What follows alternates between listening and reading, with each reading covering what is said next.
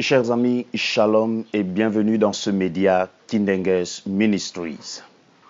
Ce jour encore, nous allons parler de la parole de Dieu et par sa grâce, nous allons être richement bénis.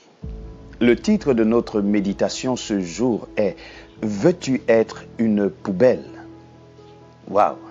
Veux-tu être une poubelle? C'est quoi une poubelle?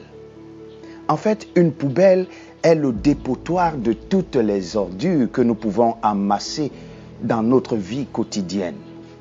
Une poubelle, c'est le lieu où on n'aimerait pas y être. On n'y s'y attarde jamais. On est toujours de passage près d'une poubelle parce que celle-ci ne laisse pas de bonnes odeurs. Celle-ci est infestée de microbes et de parasites. Voilà pourquoi la poubelle n'a rien d'attrayant. Alors lorsque je vous pose la question, voulez-vous être une poubelle? Je peux comprendre que vous frémissiez dans votre corps et que vous vous demandiez si je suis sérieux dans la question que je viens de vous poser. Mais croyez-moi, je suis bel et bien sérieux. Dans le livre d'Ésaïe, chapitre 53, il est écrit « Il n'avait ni beauté ni éclat pour attirer nos regards. Et son aspect n'avait rien pour nous plaire. » Ici, il est question de Jésus-Christ qui, lui, s'est fait poubelle. Mais comment?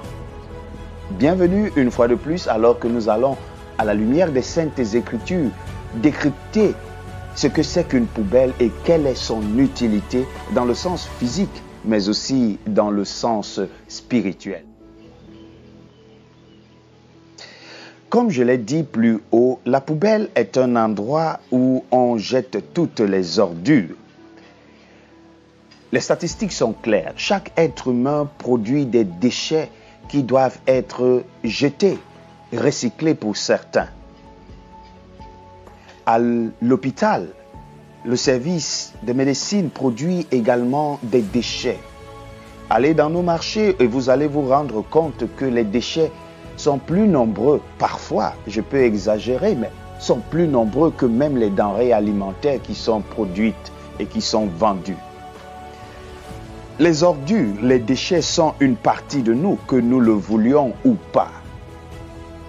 Autant nous consommons, autant nous vivons, autant nous produisons les ordures et les déchets. Quelle joie de se rendre compte que Isakam ou une autre société de nettoyage est en train de passer pour ramasser notre poubelle. Quelle joie lorsque l'on invite ceux qui font les vidanges des fosses, lorsqu'ils sont là et qu'ils vidangent la fosse. Quelle joie parce que l'on sait qu'on va repartir sur de nouvelles bases.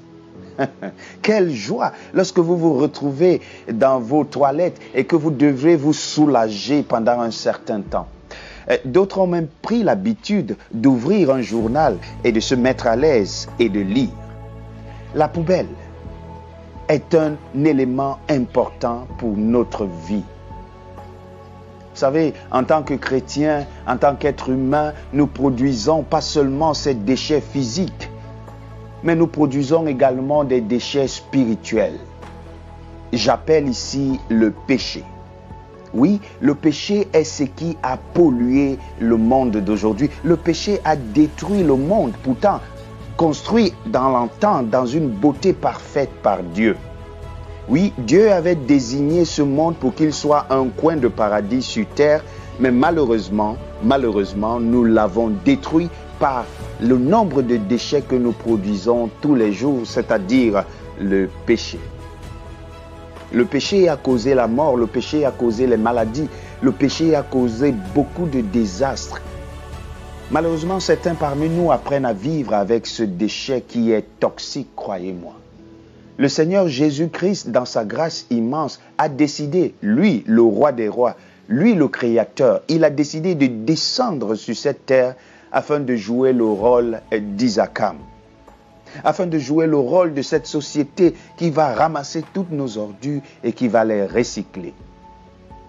Oui, le Seigneur est mort sur la croix de Golgotha pour que ton péché te soit ôté, pour que ton ordure te soit ôtée, pour que tes déchets ne t'empestent plus tous les jours.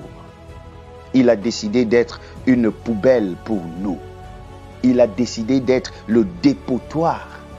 Il a porté sur lui tous nos péchés. Il a porté sur lui toute notre culpabilité. Oui, si nous sommes libres aujourd'hui de faire ce que nous voulons, si nous sommes libres de vivre sans culpabilité, c'est parce que un a décidé de porter tout cela sur lui. Il a été la poubelle pour toi et pour moi. Et si votre fils venait vers vous et vous disait « Papa, je voudrais être la poubelle », peut-être que vous comprendriez mieux de quoi il veut parler. Grâce à la poubelle, nous vivons, nous respirons, nous marchons. Oui, grâce à Jésus-Christ, nous vivons, nous respirons et nous marchons spirituellement. Nous ne sentons plus mauvais.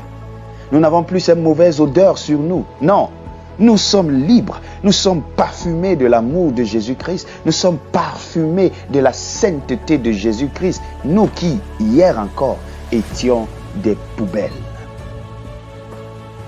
Mais cela ne s'arrête pas là. De la même manière, Jésus-Christ s'est constitué en poubelle pour nous sauver. De la même manière, le Seigneur voudrait que nous soyons des poubelles pour l'humanité.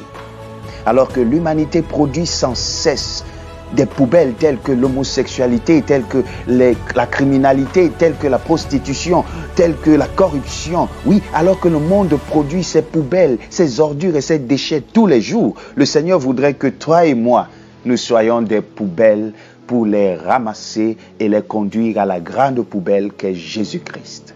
Tu dois être celui qui apporte la propreté partout où il passe. Tu dois être celui qui apporte l'hygiène, la sainteté partout où il passe. Quel que soit l'endroit où on parle de corruption, quel que soit l'endroit où on parle de médisance, de prostitution, ton nom ne devrait pas être cité dans cet endroit. Sinon, comme étant celui qui apporte la sainteté et celui qui conduit tous ces ordures vers la grande poubelle qu'est Jésus-Christ. Et en vous constituant comme poubelle, vous serez donc à l'image de la grande poubelle qu'est Jésus-Christ. Oui, parce que dans le livre d'Isaïe, il nous a été dit qu'il n'avait ni beauté, il n'avait ni éclat pour attirer nos regards, et son aspect n'avait rien pour nous plaire. Et pourtant, il a joué un rôle salvateur. Que Dieu te bénisse alors que tu rentreras dans ce ministère de la poubelle. Que Dieu te bénisse afin que tu joues bien ton rôle.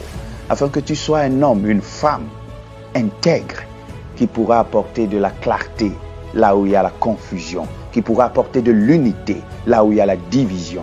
Qui apportera la sainteté là où il y a des déchets et des ordures. Que Dieu te bénisse. Shalom.